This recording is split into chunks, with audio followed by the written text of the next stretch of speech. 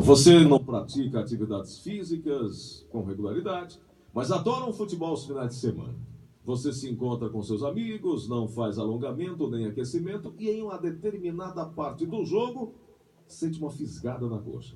Essa situação pode parecer muito familiar para milhares de brasileiros que não se separa ou não se prepara para o esforço físico que o esporte exige e acaba tendo uma lesão muscular. Embora ela também possa acometer profissionais que exageram no esforço ou ainda sofrem algum tipo de acidente durante a prática esportiva, isso é bastante comum. Para entender um pouco mais sobre isso e como tratar, estamos recebendo aqui o Dr. Márcio Gadelha, que é ortopedista também e está conosco aqui no Show da Manhã. Dr. Márcio, muito obrigado por receber e aceitar nosso convite. Tudo bom, doutor? Bom dia. Bom dia, Gleudson. Bom dia a todos os ouvintes da rádio. E a gente está aqui, é um prazer para ajudar a população de maneira global a estimular a prática de exercícios físicos. Doutor, a gente percebe que as cidades, principalmente Fortaleza, tem aqueles parques nas praças, e é muito bacana a gente ver que as pessoas estão colocando a atividade física também como foco principal. Mas muita gente não tem a preparação, não tem uma orientação, e por aí vem as contusões, os problemas. Como é que as pessoas que estão nos ouvindo agora, doutor, podem começar a prática esportiva sem o risco de uma lesão? Bem, é engraçado que a população vem realmente aumentando bastante a prática de esportes, mas realmente, em relação à preocupação com a prevenção de lesões, ainda não está muito bem divulgado, né?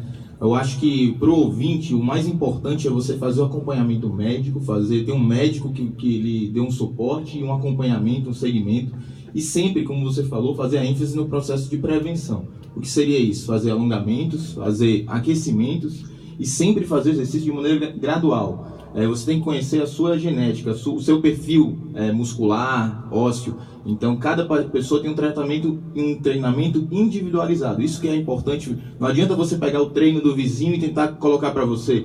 Eu acho que as pessoas têm que se conhecerem e, óbvio, ter um acompanhamento médico para fazer o aspecto preventivo da lesão. Importante que o doutor falou, que tem gente que, porque o vizinho fez e deu certo, eu vou fazer também. E não é bem assim. Cada um tem um biotipo, cada um tem um tipo genético, uma força muscular, uma capacidade muscular e para cada um merece um acompanhamento e, logicamente, individualizado. Doutor, quais os tipos de lesões mais comuns que lhe chegam lá no consultório e chegam para seu atendimento? As lesões do esporte, na literatura, fala que o mais comum são as lesões do joelho, né? Então, realmente, o joelho é a articulação mais afetada, em seguida pelo pé e tornozelo. Então, geralmente os pacientes vêm com lesões ligamentares, que lesões ligamentares tipicamente do atleta, ligamento cruzado anterior, ou mesmo dores femoropatelares em pacientes saltadores, e nos pés seriam principalmente as entorses, além de outras, né, menos comuns. Doutor, o joelho é o primeiro a sentir o sobrepeso, o exercício mal realizado, a carga excessiva, normalmente recai tudo sobre o joelho, é isso? Isso, na verdade, com a postura em pé da gente na evolução humana, o joelho realmente ficou uma articulação bastante sobrecarregada. Então, o que é que o paciente tem que ver, né, os nossos ouvintes? A gente tem que fazer um trabalho de recondicionamento muscular para que a transmissão de carga seja compartilhada com a parte óssea, né? Então, você tem que ver em relação à sobrecarga na articulação. Agora, óbvio, isso é um comentário simplista, né? Você tem que ver o eixo do paciente, se o paciente tem um joelho para dentro ou para fora, ver o treino de marcha dele, ver o condicionamento muscular de uma maneira global. Mas de um pensamento simplista, o que é que você tem que ver? Você tem que fazer sempre um paciente condicionado e alongado. Com isso, e fazer sempre o exercício gradual. Se você fizer um overuse, uma sobrecarga dessa articulação, você vai ter lesões e a médio e longo prazo você pode ter problemas degenerativos, que podem inclusive gerar artrose ou outras patologias associadas. Pode antecipar, inclusive, esse processo, né, doutora? Com certeza, a tendência é essa. Agora, lembre-se que o exercício é sempre benéfico, né? Agora, se o exercício mal realizado, ele pode ser maléfico. Isso é uma coisa importante para as pessoas. Doutor, eu percebo que muita gente vai na academia, principalmente homens, e tratam da parte dos músculos de cima, como se chama, né? Braço, peito, costa, e pouco lembra da perna, dos membros inferiores. Isso não é recomendado. O equilíbrio é sempre muito importante. Mas como manter esse equilíbrio, doutor? Passa da cultura ou é realmente de uma conscientização da importância da distribuição da massa magra, da massa muscular? Acredito eu que com a Olimpíada, com a Copa do Mundo, as pessoas já estão entrando um pouco mais nessa conscientização da saúde, não só do exercício de maneira irresponsável. Esquecendo aquela coisa da casca de sorvete? Exato. Né? Chama, né? É isso mesmo, doutor? As pessoas chamam que o paciente quer sempre ficar mais musculoso nos membros superiores e não nos membros inferiores. As mulheres é o contrário. É verdade. Então, o que acontece? Você tem que fazer um condicionamento geral, global, da musculatura como maneira... como um todo, realmente isso aí em termos de saúde é melhor. Inclusive é bom você sempre buscar também um médico do esporte, porque a gente sabe que tem peculiaridades. Por exemplo, as pessoas, existem um número grande de hipertensos na população, e você trabalhar só membro superior, você pode inclusive ter aumentos pressóricos.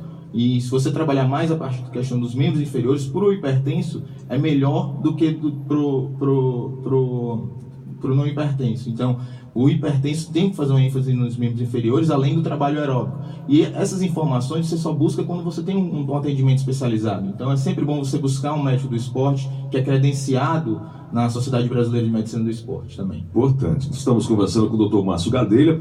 Dr. Márcio, como é que o senhor considera a prevenção ideal? A prevenção ideal seria você respeitar, primeiro buscar um profissional para saber a sua capacidade física, em seguida fazer o exercício de acordo com as suas limitações, porque seria uma forma de você também saber, bom, eu só posso ir até aqui, só posso ir até ali, principalmente as pessoas que estão na terceira idade, que não podem parar de jeito nenhum. Como é que o senhor recomenda que essas pessoas possam fazer para evitar futuras lesões?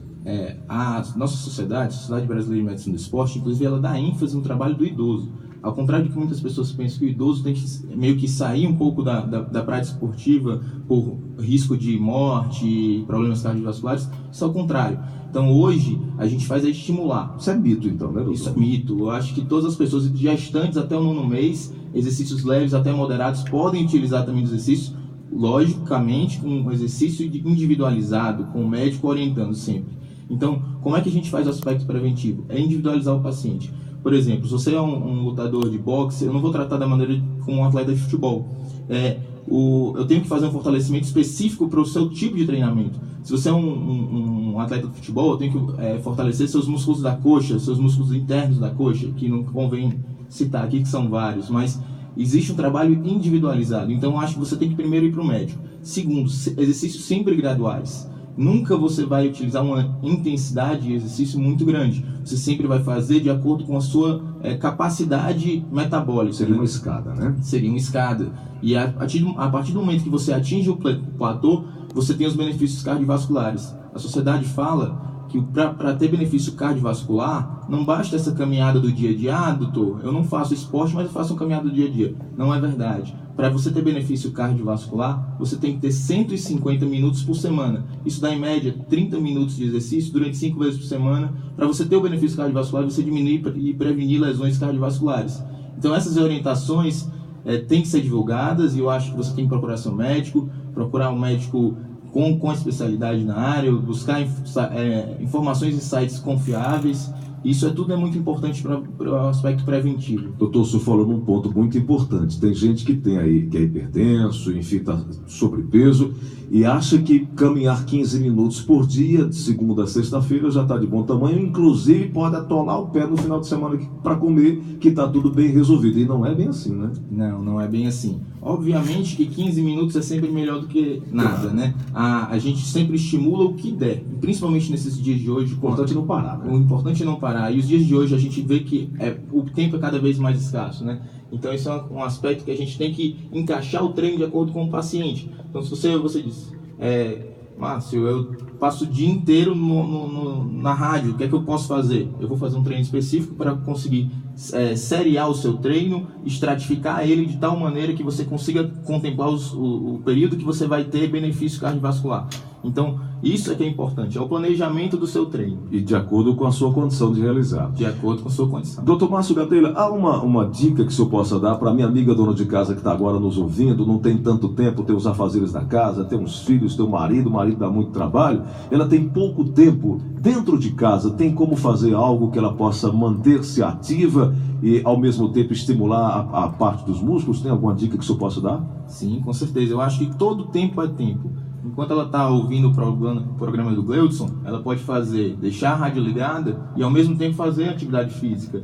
Existem meios na internet que estão divulgando exercícios como se fosse uma musculação em casa. Você trabalha com pesos em casa. Isso existe bem divulgado. Agora você tem que ter uma orientação, porque você fazer exercício sem orientação é pior do que não fazer.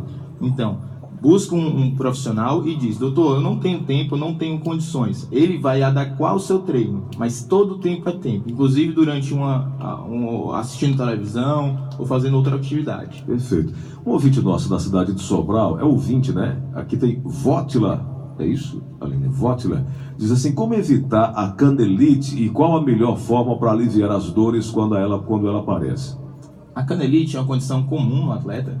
Geralmente ela está relacionada a um atleta que não é condicionado e começa a fazer uma prática de esportes mais exacerbada, ou mesmo quando o paciente já é condicionado, mas ele faz uma carga de treino muito rápida num período muito curto. Isso aqui é corredor de rua. Bom, então existem vários aspectos que a gente tem que notar nesse caso. Primeiro, qual é o terreno que você está correndo? É um terreno acidentado? Você mudou o seu perfil de corrida? Por exemplo, uma maneira de você prevenir canelite é bem interessante. Se você faz mesmo percurso durante a sua caminhada, digamos um percurso oval, que eu vou no sentido horário do meu quarteirão, se eu mudar esse perfil, esse percurso, se eu inverter ele, as cargas que vão passar pela perna são opostas. Então você pode fazer um dia de uma maneira, do dia do outro. Isso aí você já tem a prevenção. Sempre pensando em fortalecimento e sempre pensando, no caso da canelite especificamente, de alongamento na musculatura da perna, principalmente da musculatura tibial anterior e da panturrilha. Se você tiver alguma dúvida em relação a qual tipo de musculatura, pergunte ao profissional responsável.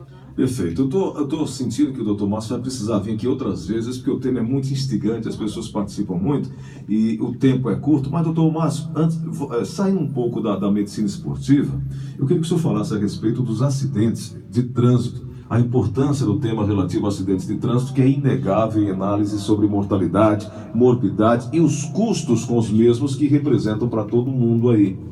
Entretanto, o número de sequelas deixadas nas vítimas não é ainda muito conhecido no país, mas a gente sabe que é um número excessivo, é um número bastante alto.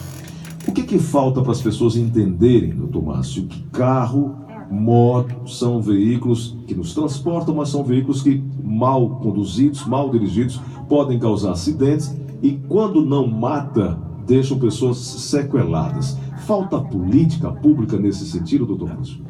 Gleudson, a gente teve uma experiência de 3 anos aí, em plantões semanais no JF Centro de Referência, né? Então a gente sabe, a gente atendia diariamente ou semanalmente as pessoas e a gente vê que a gente percebe que ninguém pensa que vai acontecer com você. E isso aí, quando acontece, você já está na situação. Então, a gente tem que sempre bater na tecla em relação à bebida, não pode misturar bebida com volante, principalmente motocicletas, né? Então, a grande maioria, talvez 60%, 70% dos acidentes são relacionados a motocicletas. Então, a conscientização da população é o mais importante. Não acho que somente o aspecto da mídia bater na tecla. Eu acho que a própria questão cultural. O paciente tem que assimilar essa informação. Você ouvinte, você tem que perceber. Hoje pode não acontecer com você, amanhã vai acontecer com você. Se for misturar irresponsabilidade com trânsito, isso é uma matemática que vai sempre dar errado. Você que está nos ouvindo agora pode até achar o Dr. Márcio aqui frio no sentido de dizer pode acontecer com você, mas é a realidade. Ele vive essa realidade a cada plantão lá no JF e no dia a dia, como médico também da medicina esportiva, principalmente com as sequelas deixadas por um acidente de trânsito. Maurílio Souza está no Cais do Porto, tem uma dúvida aqui conosco. Oi, Maurílio, bom dia, meu amigo. Bom dia. Seja bem-vindo. Qual a pergunta? A respeito do exercício físico. Qual profissional que eu vou iniciar numa academia, perder peso, musculação, qual profissional que eu devo procurar primeiro, médico? Perfeito, Maurílio. Muito obrigado pela pergunta. Doutor Márcio.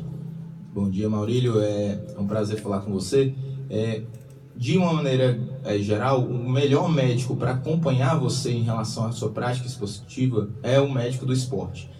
Hoje a gente tem uma sociedade que é uma sociedade nova dentro da medicina, mas que existem já alguns profissionais do estado do Ceará que atuam nessa área. Obviamente que o médico não é soberano, a gente sempre trabalha em equipe. A questão da fisioterapia é muito importante, o educador físico é muito importante, o nutricionista. Eu acho que você multidisciplinar, né, doutor? Um atendimento multidisciplinar hoje é a melhor técnica para você. Se você não tiver um médico do esporte, consulte um ortopedista, consulte seus colegas que envolvem fisioterapia, educação física. Eu acho que todos nesse meio ajudam a gente promover saúde. De preferência, você pode acompanhar com o médico do esporte, mas eu acho que todo mundo ajuda e ajuda bastante. Mas qual seria o primeiro, doutor Márcio? Eu vou procurar primeiro o médico. Seria o quê? O médico da medicina esportiva. Ele coloca lá no Google, por exemplo, médico de medicina esportiva. Aí ele vai, esse seria o primeiro, o inicial, para fazer uma avaliação. Isso, existe um site da Sociedade Brasileira de Medicina do Esporte, você pode, nos meios mais de pesquisa, você pode usar, e existe uma lista de médicos cadastrados na sociedade. Então você pode pesquisar nisso. Como é uma sociedade mais restrita, o ortopedista é um médico também que atua nessa área, apesar de não ser especialista, mas ele atua bem nessa área. Então busque um ortopedista, busque um clínico geral também.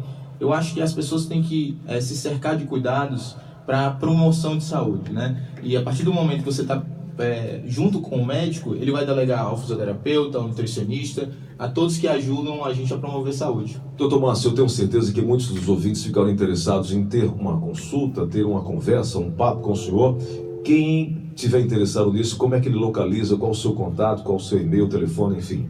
Eu agradeço, Gleudson. Eu vou deixar o contato com a produção.